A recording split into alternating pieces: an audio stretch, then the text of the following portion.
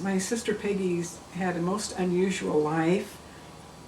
She's responded to so many of the things that have happened to her in a very mystical, heartfelt way.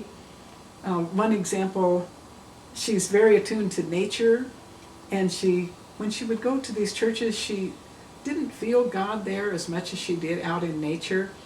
And so consequently, she would spend a lot of time in the woods and in lakes and this sort of thing.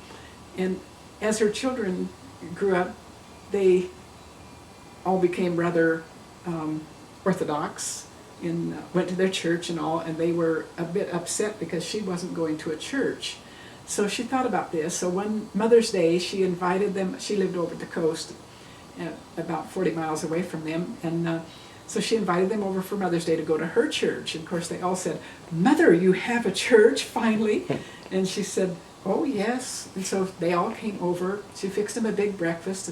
They all caravanned in their car, and she went to this wonderful park. And they all parked their car, and they said, "There's a church way out here." And she said, "Oh, yes, just follow me."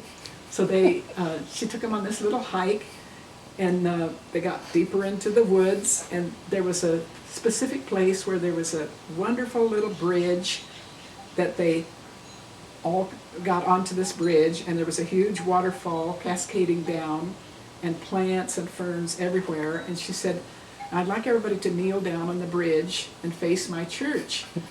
And she said, "You will never hear a sweeter choir than that which you hear from the water. You will never smell sweeter smells in a church with incense." And she said, "You will never feel closer to God than when you're right here in His creation." And that was kind of the type of person my sister is. And so many things had happened to her through her life, which she handled so beautifully, that I finally wrote a book about her, which is Coming Full Circle. And my sister was and is an excellent musician. She writes her own music. She founded a motorcycle group so that she could be in nature more.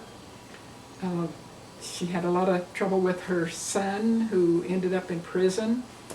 And she actually helped work with the prison system to determine that there's a difference between emotional disability and mental disability. They had considered him mental. He was very bright, very mentally alert, but couldn't handle things emotionally. And so she took it upon herself to introduce the system to the difference, and she got him on emotional disability. And since then, other people have recognized this, and that it is a very big difference.